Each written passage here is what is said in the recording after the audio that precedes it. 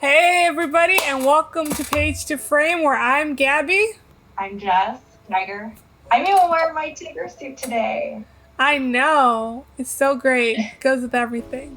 And today we'll be discussing Mockingjay, and we'll be comparing it to both of the movies, Mockingjay 1 and 2. Yes, we will. I have my hardback book as usual. Anyway, let's get going today. And also feel free to voice y'all's opinions or anything like that. Let us know what you guys think of the book to movie adaptations. So really fun. Okay, so you want to start us off today? Sure. So with my point of view, I did think it was interesting how vastly different the movies are to the book. There's like a lot of differences between the book and the movies. Right off the bat, she starts off in District 13 in the movies, and in the books, she is actually in District 12. And it really, I feel like in the book, it gives you a sense of like, this is what we're in for, guys. Like, buckle up. We are in a dystopian world. We are in ruins. Like, I'm literally walking over corpses. And in the book, we're like, what's going on? There's a crazy Katniss. So yeah, it does start off kind of crazy. I love that it shows her struggling a lot more in the books than in the movies in general.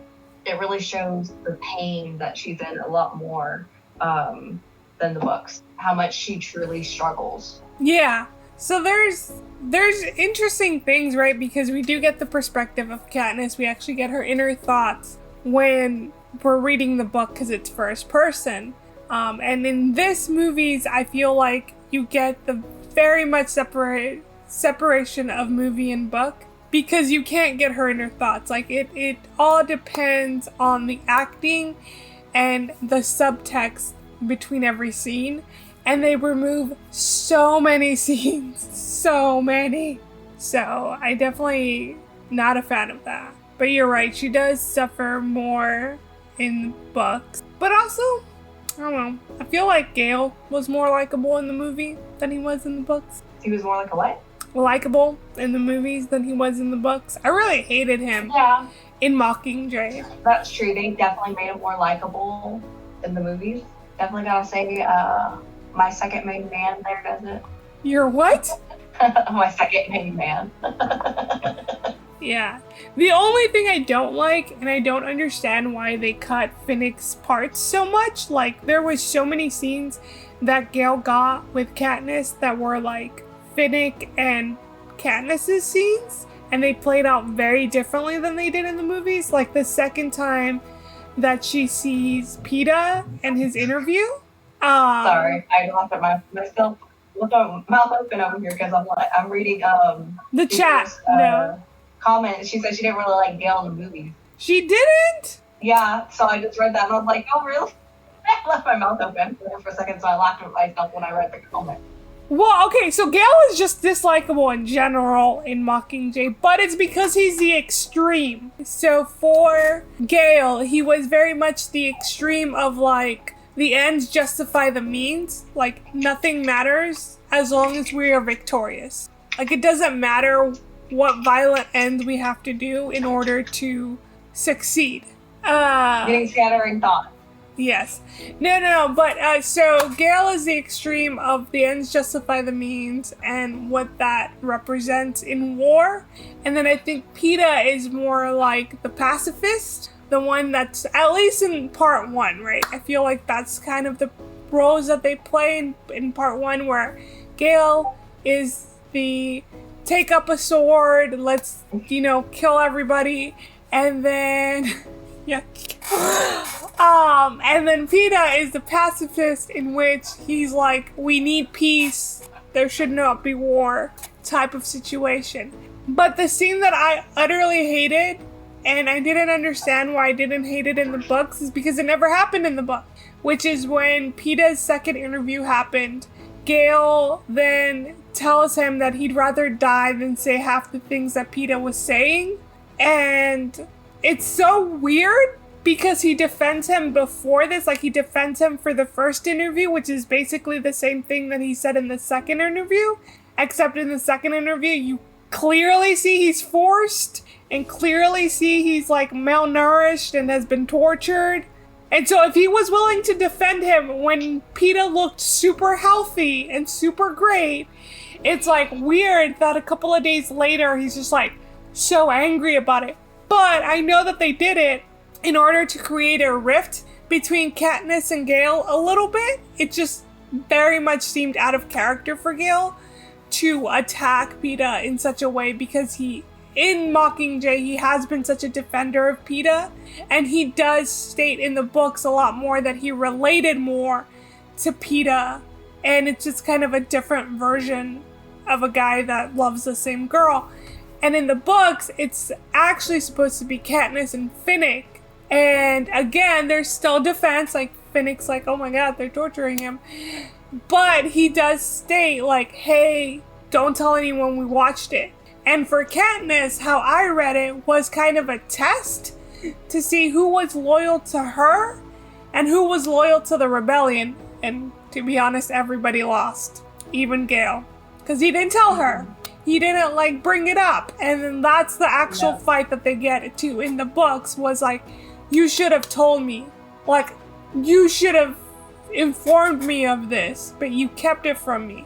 And I think that scene is so important in the book. That made more sense in the book than in the movie. Yeah. And the reason that I love that scene for the book, and it makes more reason for the story, is because it starts building doubt in the back of Katniss's mind that there are things that Gale will not tell her. And I think it then goes to the ending where Gale is the one that she asked for confirmation. Because of this earlier fight, she knows that he won't make that mistake again. And that's the thing that I think is very interesting about the Mockingjay book, is that it shows more character development for Gale than anybody else, because he gets the most consequences in his way of thinking throughout this whole book. Because he constantly says, even from, like, book 1, that he's like, you know, like, as a rebel, like, I would sacrifice myself. I would believe that anybody should sacrifice themselves for the war, and, you know, like, one death doesn't matter for the victory of the war. And then he later regrets that choice. Yeah, and it really shows, like, in the book, how the real, more about war, how cruel it can be, how hurtful it can be. I mean, I do think that the movies did a great job. I mean, the whole point of the movies was that it was a war film, and it was shot like a war film. So you definitely felt in the action. You definitely felt like those scenes when they happened. But I think the problem that the movies had that the books didn't was those in-between breaths. So, like, when you went to the districts and you were a part of the war, it felt very realistic. You felt very much in the war.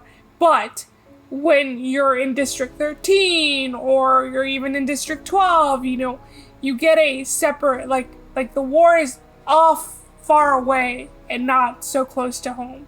And in the books, that never happened. You were always consciously aware that it was a war.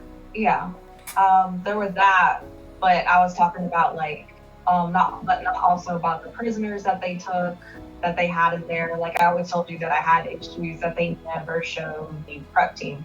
Yeah, again, I don't have an issue with the prep team because they are very much secondary characters, and there's only a limited amount of space and time that you can give to someone in a movie, even though it was split up into 2 movies. However, I would have actually liked it since what's her name? Effie. Effie was a representation of the prep team and that one guy that's supposed to have the job that she ends up getting. I forget his name in the book, because it's someone else in the book. I forget his name. But either way, she's supposed to be a representation of both of them. I would have actually, they make a joke that she's free to come in and go in and leave whenever she wants. And she was like, but I'm a prisoner. I would have actually liked it to be actually, yes, like she was a prisoner. Like, what happened to the prep team would have happened to her. But yeah, they were Effie wasn't treated like how they were treated. They were treated like so much worse. No, so they were imprisoned for stealing bread. And yes, you're right. The means and the things that they did were horrid, and it did show a darker side to District 13. That's what I'm saying, is they had an opportunity, because they weren't going to use the prep team, because that's too many people and too many storylines to add to a 2-hour film. They still had Effie. They could have had it where Effie unknowingly took an extra set of bread, because as we know, it is customary for capital people to hoard food. Therefore, that's why the prep team was in prison. So it makes sense that someone as capital as Effie would do the exact same thing, therefore end up in the same situation. Yeah. But they didn't even show that. She never even did. No, yes. So my point of view is just that they had a missed opportunity with Effie. Yeah. It generally did not have to be the prep team. I understand that you like the prep team. And they could have done that with her then. Yeah. But you're right, though. I was rewatching the first 2 movies, and they do give enough scenes to the prep team to justify that scene coming out in part 1 for the prep team. Yeah. Even though they could have still used that scene out. You know what I mean? Yeah. A different type of situation. But the reason that I think they didn't do it, and I don't understand why, again, I think they were focused on a war film, and the problem with that is that most war films show only good versus evil. They make a very black and white type of movie. At least that's what I've felt like every time I see a war movie. I'm like either pro or against whoever the movie is about. I mean, that's part of war too. Food shortages and things like that too. You know, you ration things, and you know, you get punished for taking food because things are portionalized and, you know, separated, because you know, you got to get through it, you know, because, you know, there's so many people to feed, and you got to get through it to make sure everybody's fed, you know, because there's too many people and you don't know if there's going to be enough to get through. Yes, again, so you're basing it on the information that we get in the books. And yes, but understand that the film was filmed as a war film. And literally that's what the director says in the behind the scenes documentaries and everything. That is what he's stated. He creates it into a war film. The problem with a war film is it is very much black and white. It shows you whoever you're following is a good guy, whoever you're not following is the bad guy. The problem with that is that the scene that we wanted to see in there, and was the missed opportunity, shows a grayer side of District 13. However, the rebels were supposed to always be the good guys. Again, that's how most war films are done. Like, even look at the most recent one, which was Godzilla -1. It was the Japanese. And no offense, knowing World War II, felt bad for the Japanese. I was pro-Japanese in that one movie because that's how it's filmed. Japanese are the good guys, Americans are the bad guys, and that's how that, you know, that black and white. And so that's the problem with war films, is that they very much are one-sided. I think the only exception for that is probably a Nazi movie, but I don't think I've ever seen a like pro-Nazi movie to like ever have a reference. But yeah, that's why I kind of feel that in making it a war film, they removed a lot of what was sketchy about District 13, which personally makes the ending of part 2 very weird and very personal and very much like it was Katniss getting revenge versus her stopping a snow tube. And I just saw the question that Jupiter had. I'm so sorry. I don't know how long that question's been up there. But she asks, why do we like these books? Jess, do you want to answer? I always liked different takes on like kind of post-apocalyptic worlds, I guess. Like this one, Maze Runner, Divergent, and I can't think of any other ones off the top of my head, but I know there's more, and I'd like to read more. I just like post-apocalyptic, how people would think the world would be. Yeah, I like. And be reformed. I personally like specifically the Hunger Games because it does give you extremes, and it's always represented in the people. So, like, Gale is the opposing force of the ends justify the means. Finnick is what Katniss's life could have been had she been a victor longer. Or Joanna is another option of what Katniss's life could have been had she gone past being a victor for 1 year. So there's a lot of nuances and very interesting ideas that come from Hunger Games specifically within the books that I think, as great as the movies are, were missed in the movies. My favorite book is Ember and Ashes. I think you two would like it if you like more kind of thing. Yes, I think I've read one of those. Yes, I did like it. I haven't read it, but I probably would. And then she said, I felt like... We both like audiobooks, so I ended up reading most of the time. Wait, what? So, you both like audiobooks. Yep. Well, I mean, I'm dyslexic, so it's not like a real choice whether I know. I want to understand the book or not. But I think Harry Potter is the only one that I've read. And I think it's because I couldn't get a hold of the audiobook, and so I like made myself read it. But then once I did get the audiobook, I was like, oh, I understand this way better. Yeah. It's done really well. Yep. I felt from just the movie that her shooting the president was ending snow. I think they did a really good job of showing that 13 wasn't for the right reasons. I agree with that. The 13 wasn't the good guys? I think they could have done... Oh, Snow for sure. I mean, not Snow, Coin. Yeah, I think that... I don't know for sure. I think that a lot of my cloudedness is from the books. Yes, 13 is not good people.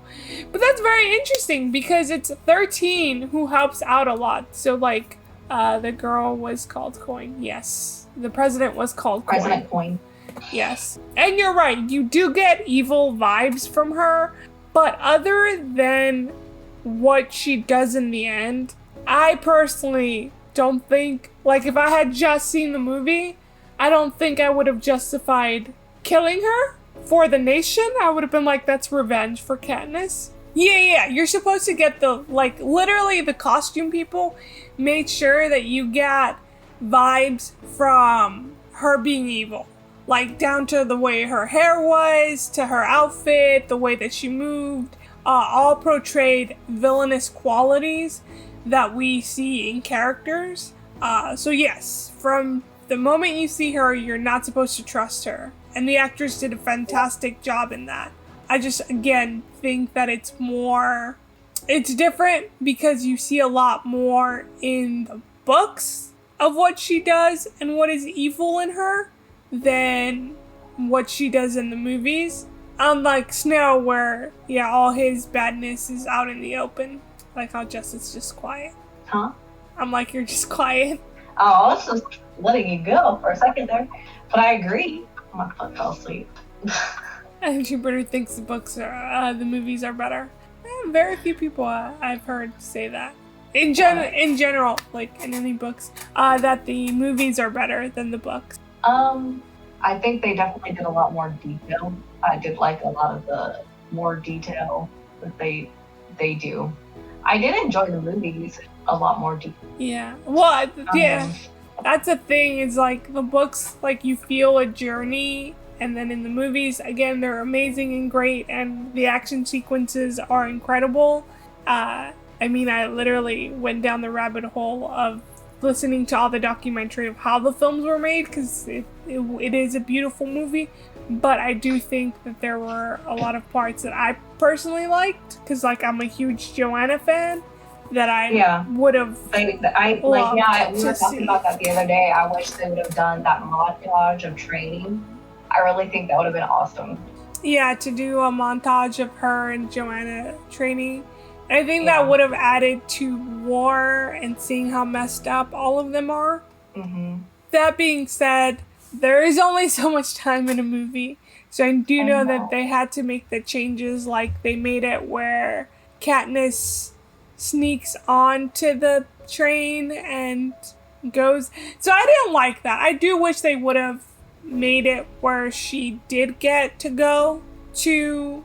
So that's why I said that would have been worth it if they put that Well, even without the montage, like, so it goes back to the joke that Finnick and Katniss do in the book, which is, we're your best soldiers. Yeah. When they find out that basically the capital is now an arena.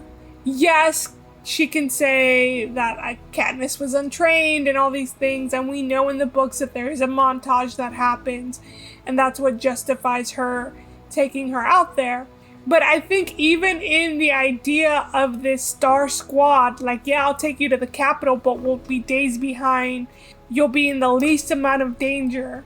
Would still be justifiable without putting in the training sequence, only because there's only so much time. And I know that as much as we may like the training sequence, it does not further nor improve the movie. But I do think that they should have chosen for Coin to be the one that, like, no, we're gonna take Katniss there, instead of Katniss taking it upon herself. We understand that Katniss wanted to go, but, like, I felt like it made District 13 look a little bit unorganized, as well as they were, that they let one of the most recognizable faces on the planet sneak onto their cargo bay and make it all the way to the capital from District 13, and no one was the wiser until she got off the plane. Mm-hmm.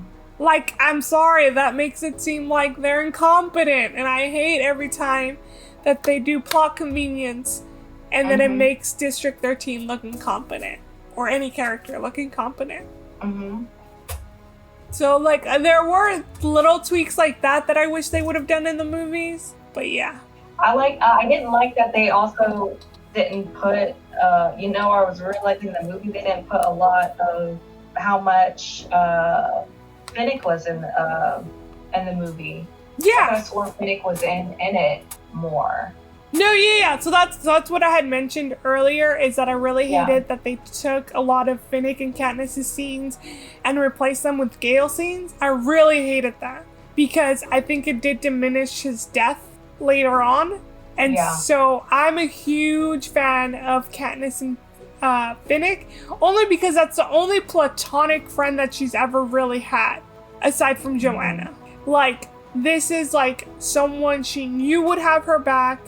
She even says it in the second book, where it's like she kind of felt easier because she knew that when she was asleep, he was awake, so they'd be protected. And then when she was, like, she understood that Peeta could help her, but Peeta would only just wake her up because she was the muscle. This time there was two muscles. It was Finnick and her.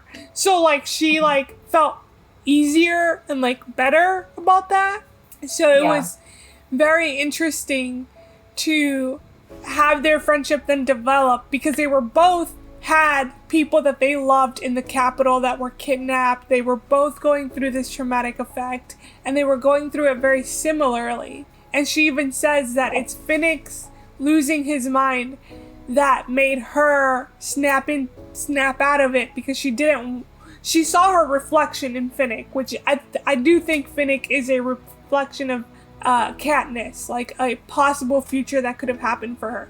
So I think when the book states, like, I saw him really messed up, well, we both couldn't really be messed up, so I had to, like, put myself together and I got better.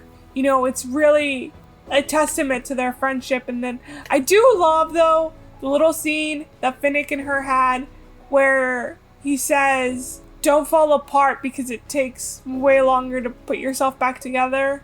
Mm-hmm. I do love that there was a little bit of mentorship, but I would have loved way more scenes. All the scenes with them.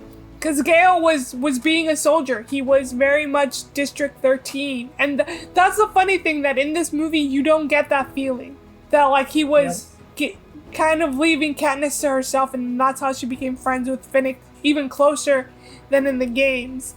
And in this, like, it's different, right? Because they always show Gale, and if Katniss is there, Gale is there, and it just gives a different illusion, and I'm not a fan of it.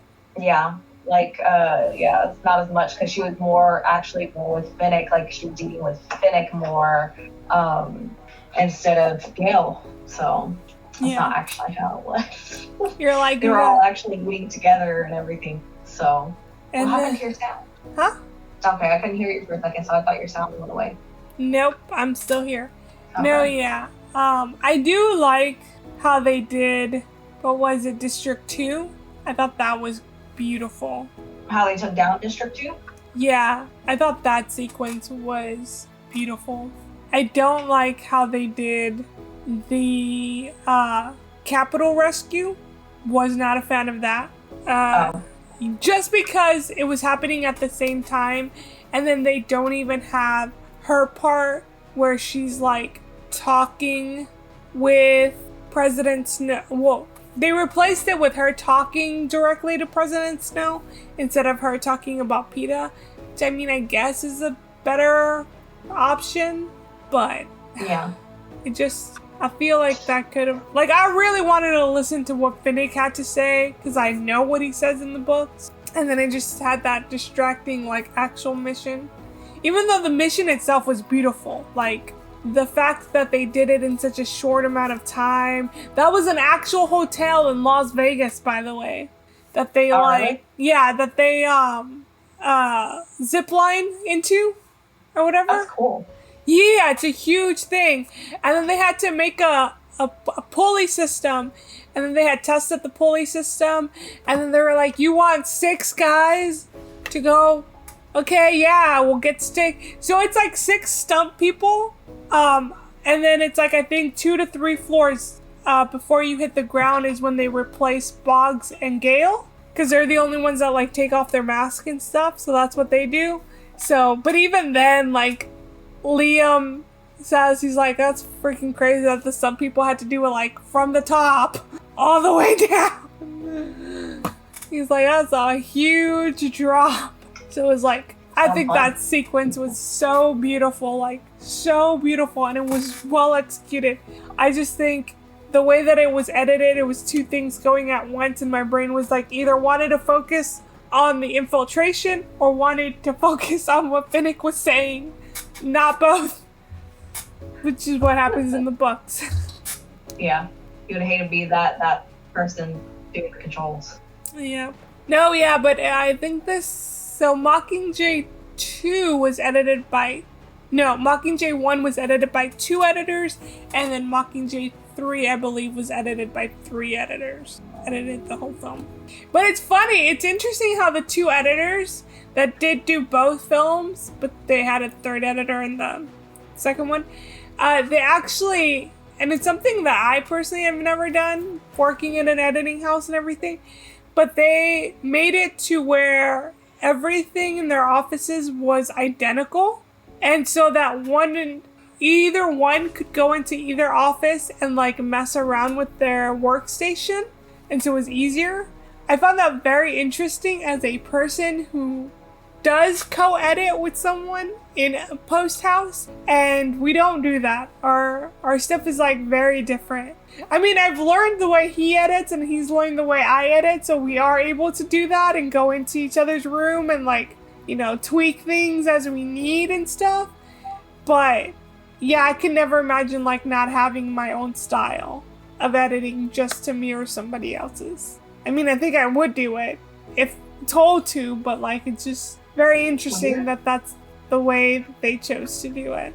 Fun facts about behind the scenes stuff. Like, I'm a super nerd when it comes to that stuff, and I watched all the documentaries on Mockingjay behind the scenes. There's a lot of things. Yeah. I'm like, I have no idea about that stuff. Yeah. At all. They're interesting. They're interesting perspectives. You read the book after the movie, so you like the movies better. Then you must have a favorite part, Jupiter. I do like, though, that they did remove the whole subplot of Gale being jealous of Finnick. Oh, the end when she is talking to her baby and watching her family play is your favorite? Fun facts, those were, what's her name? What's the actress that plays Katniss? Jennifer Lawrence. Jennifer Lawrence's nephews. Those were her actual nephews. Because that's technically supposed to be a boy, a girl. No, it's supposed to be a girl that's supposed to be like old enough to be in school and stuff and learning about the Hunger Games, a toddler, and a baby in her arms. This is what it's supposed to be, but they chose to do Jennifer's nephews instead. Yeah. I was like, yeah, was it supposed to be 3? I thought it was supposed to be 2. No, it's 3. Because she says the girl is already learning about the Hunger Games, and the boy will too in a couple of years. I don't know if she's holding anybody. I assume she's holding somebody. Yeah, she's holding a baby. Yeah, so then it's 3. Because her oldest is a girl. Let me see. The dancing girl with the dark hair and blue eyes, the boy with blonde curls and gray eyes, are struggling to keep up with her on his chubby toddler legs. So yeah, the baby boy is a toddler. So yeah, she there's a toddler, and then the dancing girl, maybe 10, 8, 10, because it just says she's dancing. Yeah. Again, I don't know if she's holding a baby. I assume she is because of how she ends it, because she's like rocking a baby. Oh, okay, maybe not. Only the joy of holding her in my arms could tame it. Carrying him was a little easier, but not by much. Okay, so maybe she's talking about him, and I'm just thinking about the movie. Questions are just beginning. The arenas have been completely destroyed, the memorials built, but there are no more Hunger Games. But they teach about them at the school, and the girl knows we played a role in them. The boy will know in a few years. How can I tell them about that world without frightening them to death? My children who take the words of the song for granted. Now the song, she might just have 2. Then yeah, it was supposed to be an older girl and a toddler, instead of a toddler and a baby. Yeah. My children who don't know that they play on a graveyard. Yeah, it just sounds as just 2. It's a toddler and an older girl. Yeah. It doesn't say how old they are. Oh, when I think of toddler, I think of 2 to 3. The way they did the ending. Which one? The book. Specifically what ending? There's like sub-endings within endings, so what part do you mean? Specifically the scene. Apparently she was addicted to the morphling, it seems like, from what I was reading. And I like that a lot better, that they weaned her off the morphling a lot better. I know they did joke because of the timing. No, so she wasn't addicted. Joanna was. No, she wanted to use the morphling to kill herself and numb herself completely. She wanted to die. I know, but they seemed like they were decreasing her dosage. Yeah, but that wasn't because she was addicted. That's because she no longer needed it, and with those types of medications, you just wean people off of them lower by lower, because fully removing such a substance could cause severe pain and discomfort. So that's why they started to slowly. No, she was trying to solve ways of killing herself. That's true. That's what it was. So it's not that she was addicted to it. Now, in Joanna's case, she was actually addicted to it. There we go. But I like that they weaned her off of it before sending her home still. Yeah, but again, that's information that is not crucial to the storyline nor affects it in any way, shape, or form. So it's understandable that it was removed from the movie. True, but I liked more that the way that they took her out. They still could have put her in there like a day, or like showed that they were there. She was there for like a couple seconds instead of the way they had it. I think they did a pretty decent job. Huh? They did a pretty decent job. Yeah, but they still showed that Plutarch was there and actually took her. Yeah, well, they couldn't do that. Explained everything. They couldn't do that. Passed away. Yeah, I was like, Plutarch was dead. Like, the actor was dead. That's the reason that they didn't have that. No, yeah. It's a huge thing, but they had to work around it, which is why Haymitch does the letter instead, because they were debating replacing Plutarch's character, and then they chose against it. Yeah, that's why they did that. I forgot about that. Mm-hmm. My bad. I was like, there are certain things that cannot be changed. That's true. Some people do. Some people do. No, yeah, well, they used the CGI version for the TV or whatever when they, like, show him, like, behind the new president or whatever. And they're like, oh, game makers win the Hunger Games or whatever. He's there, but I'm very positive that's a comp image of him. Okay. You got me there. You got me there. Yeah. One of my most hated scenes was Finnick's death. Yeah. They don't quite show that really, or describe that in the book either. So they actually more or less show it and talk about it more closely in the movie. Yeah. So in the movie, they show a lot more detail into it. I do like and I don't like, okay? I'm a huge Finnick fan. I wish Finnick would have lived through the whole thing. I personally would have rather watched Gale die, Peeta die, Katniss, don't care. All of them could have died except for Finnick. I don't care. But the thing with that is it showed growth for Katniss because in the first book, she doesn't kill Cato right away. Now, in the movie, they do show her kill him right away, which I hate. But whatever, they were not the best with timing. To each their own. But in the book, she does take literal days to kill Cato. And it's when she finally can't stand it anymore. She can't handle his screams and everything like that. That she finally kills Cato. But in this scene, I really like it because throughout the whole book, it shows that, Finnick was there in her first games. Like, he referenced a lot of things that she did in her first games or a lot of things that she did in her second games and things like that, and constantly referenced things like that. So when he's dying and screaming out her name, I truly do believe that it was a reference for Finnick to be like, don't make me be like Cato. Don't let me suffer for days. And that's exactly what Katniss does. She immediately bombs him and makes sure he's dead and isn't dying of an agonizing pain. So I like that story plot of it. I just hate that it's his character that does it. Yeah. I understand he's the only character aside from Peeta that would make sense for that lesson to be taught, but I'm a huge Finnick fan, so I was now every time I watch it... He's a very charismatic character. He is. And every time I watch it now, and he's like, oh, we'll have our honeymoon in the Capitol, I cry. I'm like, no, you won't. No, you won't. And it's all Katniss's fault. It's all her fault. It really is, though, because had she not chosen to go after Snow, she would have still gotten her last arrow. Yeah. Because they still would have done the maneuver that they did. Like, she generally did nothing but get them all killed. Did you realize that? That, like, the second movie literally just happens because Katniss is selfish and she gets so many people dead. Now, a lot of them are like, well, it's worth it if you get a shot. I'm like, that was never in debate. Like, Snow was gonna die.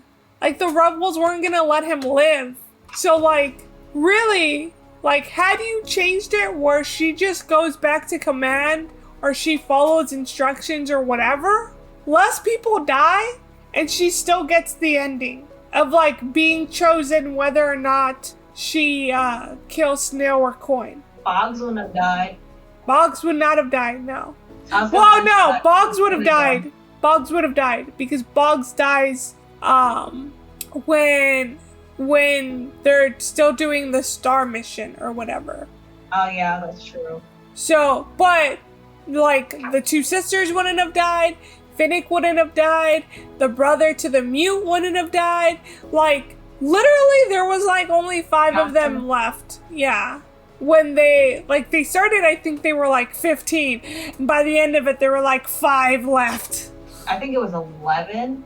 I don't know. I don't remember how many there's supposed to be, but yeah. There was 11, I think. And a lot of them drop like flies. And so, to me personally, like, now thinking about it, yeah, Katniss did nothing but get those people killed. So those people are in the hands of Katniss. Like, their deaths are solely responsible for her selfishness. Because I really do believe that Coin would have dropped the 2 bombings. And in the book she mentions, and she's like, well, how could she have been sure that I would have seen Prim die? And then she starts thinking about it, and she's like, what does it matter? Because even if I had heard about it, I would have had the same initial reaction, is I want to kill Snow. Snow is my enemy.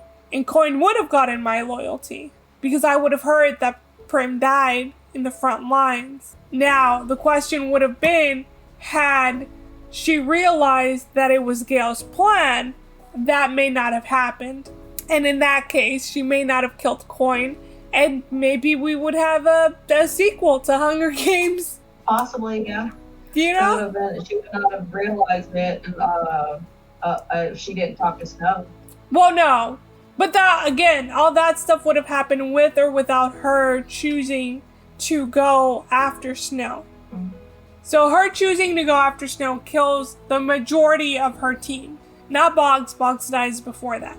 But, like his number 2, the brother to the mute, like all these people that we have grown to like, all of them would not have died had she chosen to go and follow orders. And she still would have had the scene with Snow, who would have told her, no, I did not kill your sister.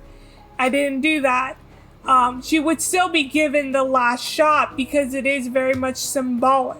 And she gives her, like Coin gives Katniss the last arrow to then get her on her side. So then that Katniss would then promote President, like in President Coin's mind, she was always going to give Katniss the death of Snow. Because that would then make Katniss loyal to her and promote her as a possible president instead of someone else. I mean, that's why she does it. That's like the whole reasoning behind that. And so that's what I kind of don't like, is that Finnick's death was literally just that. It was pointless. And it was just a death to have a death. Well, only to protect her, really. And not even that. Like, again, she would not have been in danger had she just done the one thing that she was trained to do, which was follow orders. And I mean, that was her biggest weakness. That's literally what she says. That was her test in that training. Yeah. It was so sad when he died. Yes, it was, but I mean, there is no value to it. He didn't have to die, is all I'm saying. It did not... I didn't think his death was pointless. Why didn't you think his death was pointless? It didn't further the plot had she not been selfish. My ears. But yeah, that's just my personal opinion. I think that you could have had it where Finnick doesn't die. Yeah, I think it's more of they needed someone very close to Katniss to die, aside from Prim, which I think was bad enough, let alone... Gale could have died. Yeah, I mean, I definitely think Gale should have died. But I think the reason that they didn't kill Gale was to show that she chose Peeta. I guess so, that's true. Like, she gave herself the option instead of, like, it being like, well, he's the one that's left. Is your love really real? But I hate it, because even Gale says, like, I doubt it. All 3 of us are going to walk out of this. But miraculously, all 3 of them walk out of it. Like, come on now. I do not think it was necessary to the plot. I think Gale should have died instead. But other than that, I do think it was a good ending. It was... Yeah, it kept really good majority to the source material. They even had a lot of the lines and that they needed to. They did word for word, which I liked. Like that scene with Joanna and Katniss, where she's sitting on her bed and she steals her morphling. They said that they did that scene word for word, and I'm like, hey. I mean, because it's good writing. It's not like it's bad writing. No, it's not, and that's what I liked. I'm like, they did some of this like word for word, and that scene with Peeta Peeta and Katniss, where it's almost practically the exact scene that it needs to be, where he falls and he's like freaking out and having an episode, and she's like, "Hey, you need to keep going. Stay with me." And she kisses him, and he's like, "Oh my goodness," and they get up and go. It's exactly how it played out in the book and how it played out in the movie. I just remembered one thing I did not also like about the movie. Only because it makes no sense that they did it. Which was Prim was the one that got to talk to Peeta. And he was the one that, like, Peeta was trying to convince Prim, Katniss's sister, that Katniss was a mutt for the Capitol. Yeah, that I didn't like either. Like, the whole point that his childhood friend was chosen was because she was not connected in any way, shape, or form to Katniss. So Deli? Yeah. It was the childhood friend, but they were both connected to her, but not like seriously connected. It was more connected to Peeta, but they both knew her. Well, no, Dolly knew of Katniss. It's like the cool kid in school, right? You know of them, but you don't know them. So, like, that's the thing. And then, so, I don't mind that. But yeah, the whole point was to get someone that was home related to a District 12 member, but that wasn't so closely related to Katniss, that would then trigger him. So it's very weird. And then the movie chooses to use Prim. I would have preferred them to use Gale or something. Fudge, like anybody else. I know it's like not wanting to introduce a new character, but I think that's when you do bite the bullet and introduce a new character for a little bit. Yeah. I mean, should have. I agree with that. I forgot about that part, but yeah, they should have introduced a new character. Because it sounds ridiculous when he's like upset that he's defending her, and I'm like, of course that's her sister. That's literally who she volunteered for and went into 2 Hunger Games for. Like, why are you upset? This scene makes no sense. Yeah, I was annoyed at that too. So yeah, that's one of the big bads. Yep. Because it does make absolutely no sense whatsoever. I mean, any final thoughts, Jess? Do you have any specific favorite scenes? I said, do you have any favorite scenes? I know they're Finnick related. It's usually like... They're Finnick related, of course they are. Yeah. Like, I love the scene where Peeta asks to join them, like, join the victors in the cafeteria. And Joanna goes like, "Screaming buddy," and Finnick's like, "You're making me doubt bringing you back to life." Like, things like that, where like they were just spatting and like being like, I loved it because Gale felt like the odd one out, and it just reminded me of book 2 where they were all like friendly and like getting to know each other. So like I loved that scene. Yeah, probably one of my favorite scenes. Not in the movies though. In the movies, I guess it's when Finnick says, "Welcome to the 76 Hunger Games." I think that's my favorite shot. 76? Yeah, 76 Hunger Games. It's probably my favorite shot in the entire movie. Both movies. But yeah, my favorite shot in the book was when they were just spatting. But even that scene in the book was very beautiful because like they were being all cocky. They were like, of course we were going to be on this show. Like, we are victors. Like, we're the only ones that really understand this. Yeah, you're like, we have no idea how this is gonna be. And they're like, you aren't even prepared. But you have no idea how this adventure is gonna play out at all.